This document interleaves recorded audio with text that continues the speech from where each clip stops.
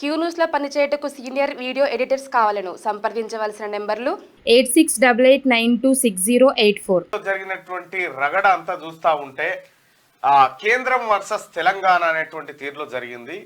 ఓవైపు మొదటి నుంచి ముఖ్యమంత్రి రేవంత్ రెడ్డి గారు మొత్తుకుంటున్నట్టుగానే గాడిది గుడ్డే తెలంగాణకు మిగిలింది. కేంద్ర బడ్జెట్లో తెలంగాణకు మొండి చేయి జరిగిందని చెప్పి నిన్న అసెంబ్లీలో ఒక సుదీర్ఘమైనటువంటి చర్చ జరిగింది ఇదే అంశం పైన.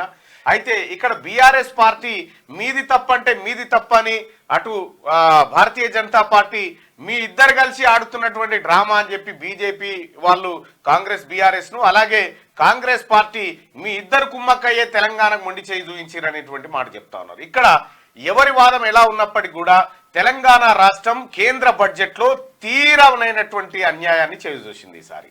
సో దానికి కారణాలు ఏమేమై ఉంటాయి? ఇక్కడ భారతీయ జనతా పార్టీకి ఎక్కువ ఎంపీలను ఇవ్వడమా, లేకపోతే భారతీయ జనతా పార్టీ ఎక్కువ ఎమ్మెల్యేలను? తెలంగాణ రాష్ట్రం వచ్చినప్పటి నుంచి ఇప్పటి వరకు భారతీయ జనతా పార్టీ ఎన్నడూ చవి చూడనటువంటి ఫలితాలను ఇవాళ తెలంగాణ ప్రజలు ఆ పార్టీకి ఇచ్చిన తర్వాత కూడా కేంద్రం నుంచి కనీసం కనికరం లేకుండా పోయింది తెలంగాణ ప్రజల పైన అనేది కాంగ్రెస్ పార్టీ వాదన. నిన్న ముఖ్యమంత్రి రేవంత్ రెడ్డి వర్సెస్ అలాగే హరీష్ రావు అలాగే కేటీఆర్ ఇలా ఒక ఒక రణరంగమైన వాతావరణం కనిపించింది అసెంబ్లీలో. ఇక మా మండలిలో అంటే సాధారణంగా అది పెద్దల సభ కాబట్టి పెద్దగా గలాటాలు బిలాటాలు ఏముండయి. మా చైర్మన్ సాబ్ సుఖేందర్ రెడ్డి సాబ్ అందరినీ నిమ్మలంగా, ఫస్టే ఆయన నిమ్మలం మనిషి, ఆ తర్వాత అందరినీ నిమ్మలంగా సముదాయించుకొచ్చి తలా పావుసే రొడ్డిచ్చేటువంటి మనిషి ప్రశ్నలు.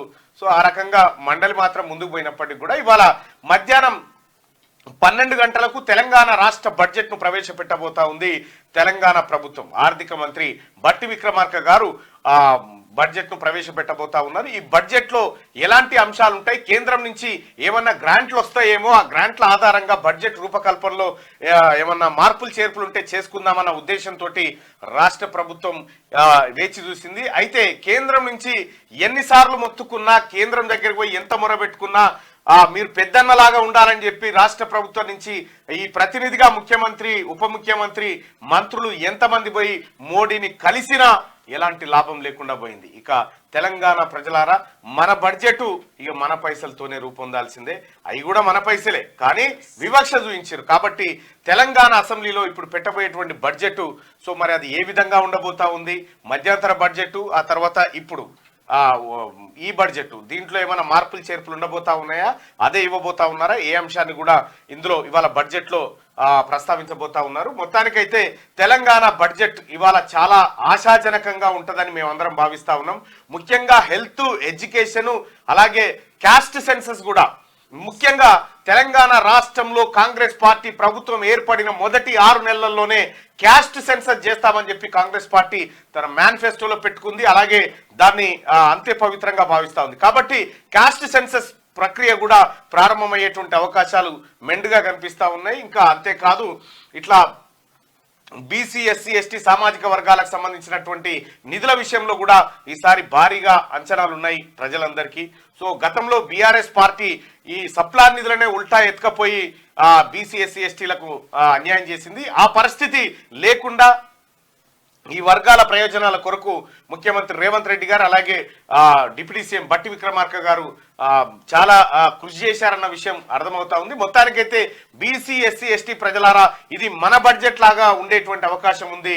ఇది గతంలో చేసినటువంటి బడ్జెట్ మోసాల లెక్క కాకుండా పక్కా లెక్కలతోని వాళ్ళ తెలంగాణ రాష్ట్ర ప్రభుత్వం బడ్జెట్ మన ముందుకు తీసుకురాబోతా ఉంది. ఇక ఇటు మండల్లో బడ్జెట్లో నేను కూడా ఉండబోతా ఉన్నా కాబట్టి ఎప్పటికప్పుడు క్షుణ్ణంగా చూస్తూనే ఉంటాం. అలాగే ఇవాళ బడ్జెట్ పెట్టబోతున్నటువంటి మొట్టమొదటిసారిగా పూర్తి స్థాయి బడ్జెట్ ను పెడుతున్నటువంటి బట్టి విక్రమార్క గారికి శుభాకాంక్షలు తెలియజేస్తూ, ముఖ్యమంత్రి రేవంత్ రెడ్డి సాబ్, ఈ ప్రజలు చాలా ఆశలతో ఉన్నారు.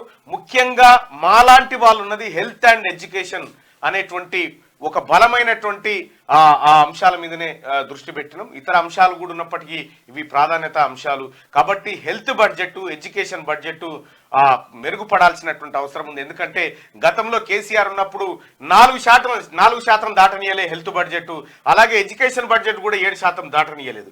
సో అక్కడ ఢిల్లీలో ఈ రెండు కలిపే 40% బడ్జెట్లో పెడుతున్నటువంటి పరిస్థితి చూస్తా ఉన్నాం. అందుకే ప్రభుత్వ విద్యను మెరుగుపరచడానికి ప్రతి పేదవాడి విద్యకు